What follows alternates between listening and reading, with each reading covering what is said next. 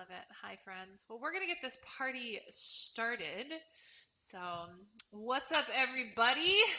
My name is Chrissy Crash, and I am very excited to talk about overtraining, undertraining, and finding the balance between the two because it is something that I think most roller derby athletes go through.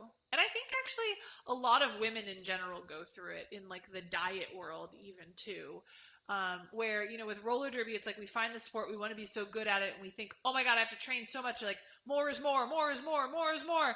I'm going to get there faster if I just do more, if I just work harder. I'm actually writing a book right now about imposter syndrome and roller derby athletes. And it's like overtraining is such a huge piece of imposter syndrome.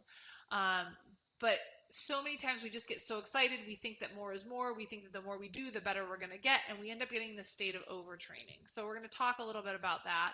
And then there's undertraining. And undertraining, I think, happens often because we lack routines, we lack scheduling, we lack any kind of structure.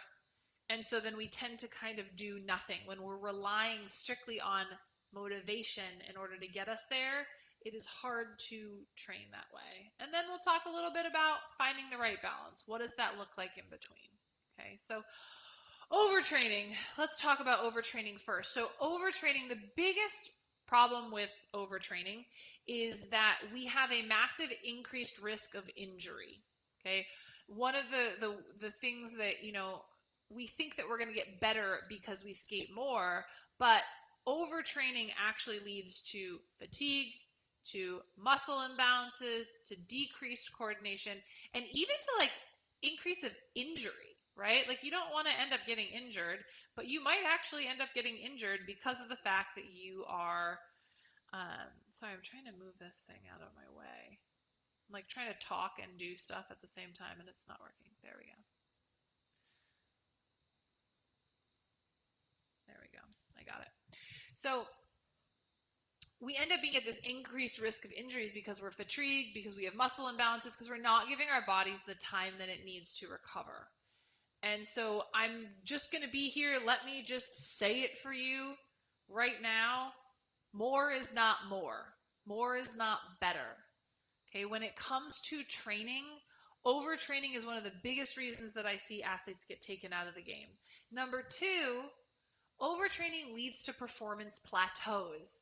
I know you think that overtraining and training every single day and 2 days every single day is actually going to make you better, but without the adequate time to recover, it's actually going to hinder your performance and it's going to make your results plateau. Whether that's results in terms of your strength training or whether that's results in terms of your actual training on the track. Because if you're overtraining off the track, guess what happens on the track? You're too exhausted to be able to focus at practice. You're too exhausted to perform at your best. And so you don't get to practice the way that you would play, which is rested and ready to go, I would hope. Now, the third one is one that we don't really think about a lot, but overtraining actually leads to decreased immune function. So overtraining, literally, it weakens your immune system and it makes you more susceptible to illnesses, to infections. So if you're one of those people that finds that maybe like in the peak of the season, you tend to get sinus infections, you tend to get more colds, you tend to just get down with more funk. This is because without proper rest, you are absolutely annihilating your immune system. And so if you want to be out less and you are one of my overtraining friends, I want you to consider that maybe you need to start training a little bit less. Maybe you need to start giving your body a little bit more recovery time, which not only is going to help your immune system get rejuvenated, but it's going to allow your muscles to recovery. It's going to allow your body to feel so much better. You know, one of my crash course athletes the other day, she had gone on a vacation and she was worried. She was like, I'm going away for 2 weeks. She's like, I don't really know how much cross training I'm going to do. And I was like, dude, I want you to just enjoy. I want you to chill. Don't worry about your workouts. You're going to be fine. You're not going to lose all of your roller derby abilities in 2 weeks. And she came back and she went to her first practice and she was like, holy shit. She was like, you would not believe how strong I was at practice today. And I was like, I know, right? Because we have to take time off to allow our bodies to fully recover. And when you experience the power of your fully recovered body, it will make you think twice about overtraining. And the fourth piece of this is mental exhaustion, right? Overtraining can lead to mental burnout. It can lead to decreased motivation, decreased concentration, and then you kind of lose enjoyment for the sport. I was a perfect example of mental exhaustion when I was at the peak of my roller derby career. We were training for championships when I was playing for Angel City. I was doing two-a-days like every single day. And by the time I would get to practice at night, I would literally be like nodding off on the track. I would pump myself full of a shitload of caffeine to wake up. And even with that, in the middle of practice, I could be standing on the track and like my eyes would start drooping. And I would literally sometimes fall asleep standing up because I was so mentally exhausted. And I look back at that time in my roller derby career and I think, God, like I was a good skater, but I think like, man, how much better could I have been if I just gave myself a little bit more rest? So I want you to ask yourself, are you struggling with any of these things? Are you struggling with chronic injuries? Are you struggling with plateaus in your performance? Are you struggling with decreased immune function? Are you struggling with mental exhaustion? And then I want you to ask yourself, are you overtraining? Now, overtraining can look like different things for different people because, you know, we all have different jobs. If you have a super active job versus someone who has a super sedentary job, the amount of workouts that you can do in between your roller derby practices and your workouts might vary. So you have to look at these symptoms for yourself.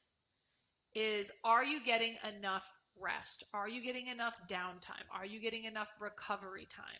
Because if you're not, then you, my friend, are in the overtraining category, and it is probably time for you to chill out just a little bit, a couple days a week.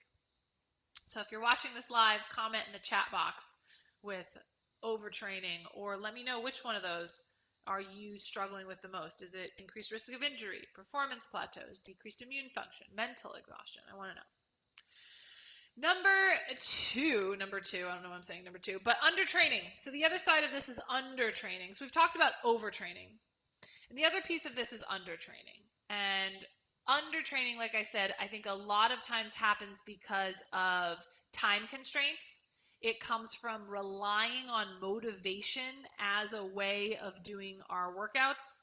Look, sometimes you're not going to be motivated. You have to learn how to do stuff when you're not motivated, right? But undertraining also, I think for a lot of skaters that I encounter, it happens because they don't know what to do. You know, when I'm interviewing clients for Crash Course and Transformation, I can't tell you how many people are like, I came to you because I have a Pinterest board full of exercises that I've been building for the last year and a half, and I have done exactly 4 of them because I have no idea what to do with them. I'm just putting stuff together. Or I was talking to a girl the other day, and she was telling me, you know, I have been just searching YouTube, and there's all this random stuff on YouTube, and I'm doing it, but I don't feel like I'm getting any better because I don't really have any sort of structure. And so I'm just jumping from thing to thing.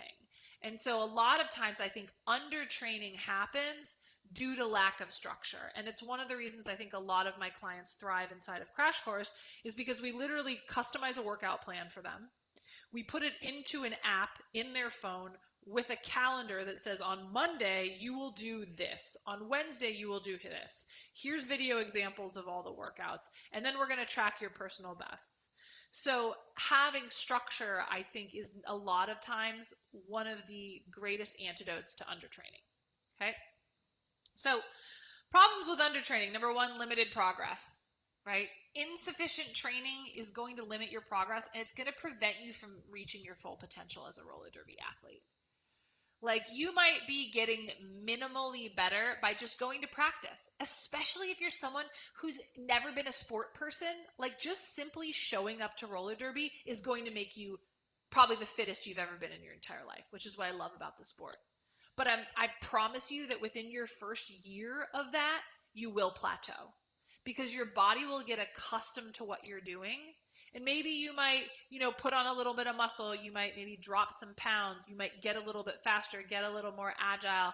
I was actually interviewing someone for Crash Course today, and I was speaking with her and her husband because I like to, get to know the whole family when we do these things. And he was saying how he couldn't believe how much more like in control of her body she was in her regular life. That just by joining roller derby, she was no longer like tripping over stuff or stumbling. Like she had gained so much body control as a result of joining roller derby. And that's something that's very common in the first year, especially if you didn't play sports before, is you're going to start to feel like what it feels like to be a fit human. But that will cap out. And so what happens then is if you're now under training, not doing enough around practices, what you're going to notice is a decrease in fitness levels. Like if you're not doing any kind of training, you might notice that your teammates around you, their endurance is getting better than yours. You might notice that that other teammate that you used to be able to push around, all of a sudden you can't get them off the line. You might notice that that skater that you used to be able to juke around, all of a sudden they're matching your every single move.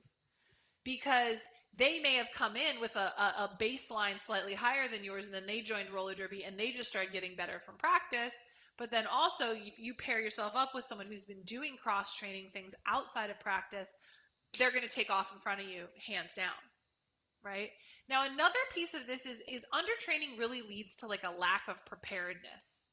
So what happens is you might be just totally physically or mentally unprepared for the demands of a roller derby scrimmage or a roller derby game. And so you might come to either like a hard practice or a scrimmage or a game and get yourself in a spot where maybe you're in a penalty cycle and you keep getting sent to the box and keep getting sent to the box. And so you can't get off the track and you're exhausted and you're out of breath and you're mentally freaking out. Part of cross training, it's not just about physically training your body, but it's training you mentally on how to stick through and do very, very hard things. And so one of the things I love, we do this all the time inside of, I have a fitness app. You guys can check it out. It's called Roller Derby Training Club. It's rollerderbytrainingclub.com. It's like $10 a month. There's we have a different theme each month. It's super fun. But one of the things that I have my crew inside of RDTC do is we do a workout called #ButDidYouDie. And it's 100 burpees for time. And I think 100 burpees for time is the perfect workout for anyone to do if you want to see where your mindset goes when shit gets hard. It's great. It will tell you how you react to things in relationships. It'll tell you how you react to things at work. It'll tell you how you react to things with your kids. It'll tell you how you react to things on the track. Go do 100 burpees for time and notice what happens. Some of you, you're not even going to do it, and that tells you what you do when things get hard. You don't do them. Some of you are going to start, and then you're going to quit because you just think you can't do it, and that's what you do everywhere else in your life. Some of you are going to get through it and you're going to be so awful to yourself. You're going to shit talk yourself the entire time. God, I can't believe you can't do this. You're so weak. And that's exactly what you do on the track. That's exactly what you do in every area of your life when things get hard, is you get hard on yourself. And my goal for people doing this over and over inside of Roller Derby Training Club is that every month or every couple months when we do it, is I want them to practice what they're saying to themselves inside of it. I want them to notice each time that they do it, not only does their body get physically fitter, but mentally. How do they get through it? You can do this. You've got this. You're halfway there. Just chunk it down into little bits. Okay, we're going to do 10 sets of 10. We got this. Just do this first set of 10. Right? Learning how to be mentally prepared is one of the best parts of cross training outside of the track. And the final piece of undertraining is you're going to end up with missed muscular development, missed skill development. Because insufficient cross training is going to limit your ability to develop or refine necessary skills for roller derby. I was sitting down with my head coach, Sin, today, and we were game planning and talking about one of our clients who is struggling with her edge work. And so one of the things inside of Crash Course and Transformation is we offer our clients monthly skill reviews and scrimmage reviews. So if they have scrimmage material they want us to watch, we'll look at it and tell them what they can do better. If they have skills that they're struggling with, like this client, for example, was struggling with her edges, we're like, send us some videos of you doing edging work. And so she and I were discussing today, and I was sharing with her, I think one of the number one things that skaters that are struggling with edges need to be doing is they need to be doing lateral agility drills off the track where they focus on staying in an athletic position. What I notice is that most skaters, when they get tired, they start to stand up. And so it's important that when you're training those agility edges off the track is you're maintaining that low athletic position, because in the low athletic position, your adductors, or the insides of your legs, as well as your core, are the things that are going to keep you in control on your feet so that you can hit that tight edge without standing up and falling back. So you can hit that tight edge and stick it without stepping over the line. And so without this kind of muscular development off the track, your skills won't progress faster. So hopefully you guys are seeing here, I don't know if you're an undertrainer or an overtrainer. If you are watching the recording of this, you can always screenshot it, tag me on social media. I don't know. Let me know, are you an undertrainer or an overtrainer? If you're watching live, go ahead and put it in the chat box, undertraining or overtraining. Oh, Tiffany, you're asking, what does it mean to do 100 burpees for time? So what I mean is, how long, do 100 burpees as long as it takes you to do 100 burpees. So for what I suggest for most people is that you break this down. You say, okay, I'm going to do 20 sets of 5, or I'm going to do 10 sets of 10. And then as long as it takes you to get all, I don't care if you do 100 sets of 1, 50 sets of 2, whatever you got to do to get it done, and see how many minutes it takes you to do that. It'll probably be a lot less than you think. And then what you do is each time you redo it, you see if you can A, do it a little bit faster, and B, see if you can do it a little nicer to yourself. So if anyone wants to take that on, I challenge you. Go do 100 burpees for time. Take a sweaty selfie of yourself doing it. Tag me on Facebook or Instagram. I want to see everybody do it. I used to do this thing. I would do it every year. It was called a burpee 3K. I would do 3,000 burpees in 30 days. I would do 100 burpees a day for 30 days. Just wrap your head around that. I challenge anyone to get into the burpee 3K. It's ridiculous. Hi, Nicole. Yeah, I challenge you guys to do it because it is mentally very challenging. But start with just 100 burpees for time. That's all you got to do. Don't worry about doing a burpee 3K right now unless you really want to do it. But at least just start with 100 burpees for time. Now, let's talk about finding the right balance. So what does the right balance of training look like? Okay. And there's a couple key pieces to this. Number one is progressive overload. Okay, so finding the right balance involves gradually increasing training intensity, duration, and frequency to stimulate improvements in your body without overloading your body. So intensity, how hard are you doing this workout? Are you going at it, or are you just kind of flumping your way through it? Duration, maybe you're trying to, first week you're doing 30 seconds of reverse lunges, and then next week you're doing 45 seconds of reverse lunges. Okay, adding over duration. Similarly, you can do frequency. You can actually shorten the time in between it. Maybe you're doing, 5 squat jumps and giving yourself 30 seconds rest. We'll start doing 5 squat jumps and then give yourself 20 seconds rest or 10 seconds rest. Shortening those time periods. These are different ways that you can overload your body to make your muscles stronger. Because again, if you're not increasing the load or the challenge on your system, you're not going to get better. Okay. Second piece of this is adequate recovery. Okay, so allowing for proper rest and recovery is a huge piece of avoiding overtraining. Okay, now this includes things like incorporating in rest days. This also might be, are you getting enough sleep? Do you use any kind of relaxing relaxation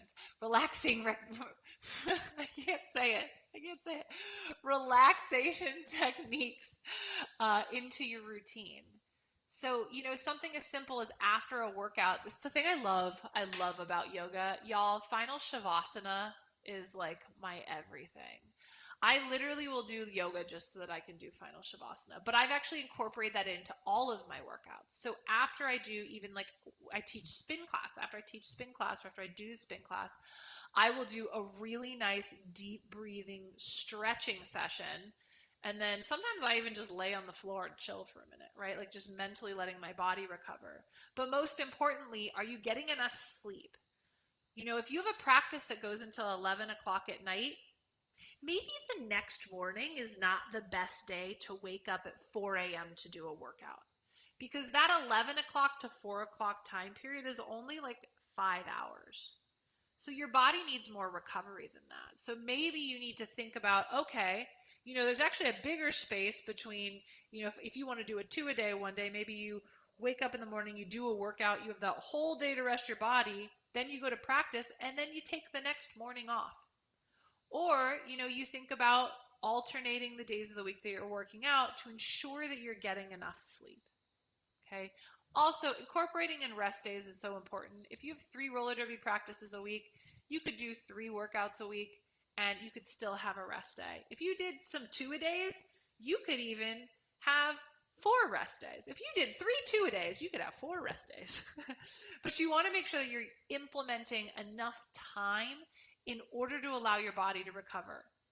Now, along with that comes the concept of periodization.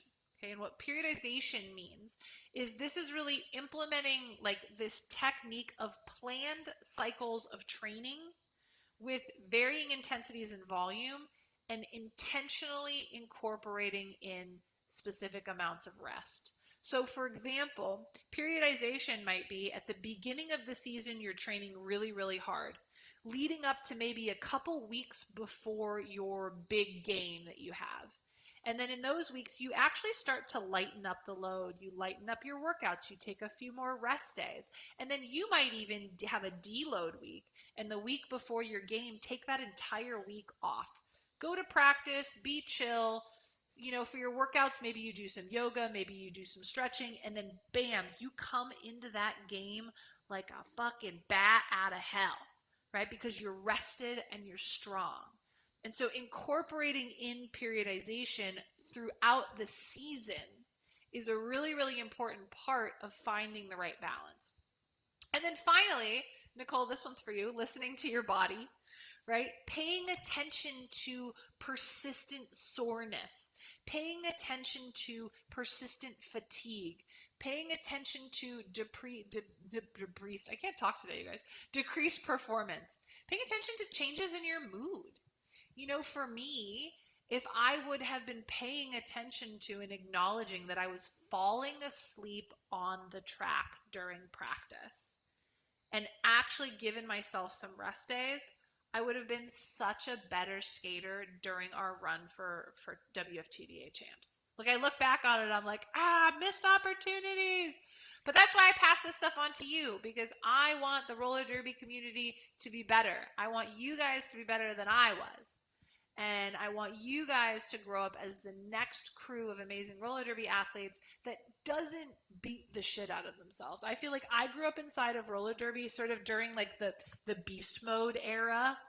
Beast mode activated. And it was just like, do everything you can. And now I look back and I'm like, don't do everything that you can. Go hard when you should go hard, but also chill out when you should chill out.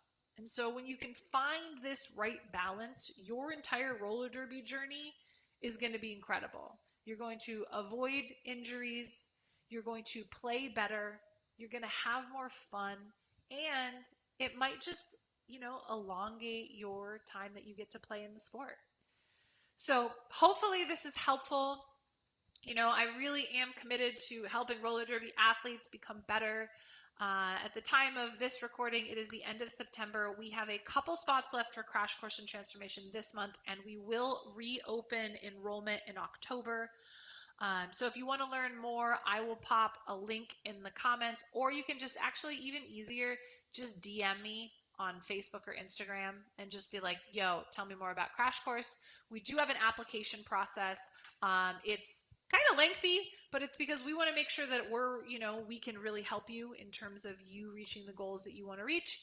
But also, we just want to make sure that we like you, because 3 months and longer is a long time to work with someone where we care more about your results than you do. So we are very particular, but for the right skaters and the right athletes who are looking to kick ass, we are very excited to potentially help you do it. So I will catch you guys on the flip side, and do not forget, life is a contact sport. She who touches the most lives wins. And that's why we will be here every week to bring you all this awesomeness. I'll see you later.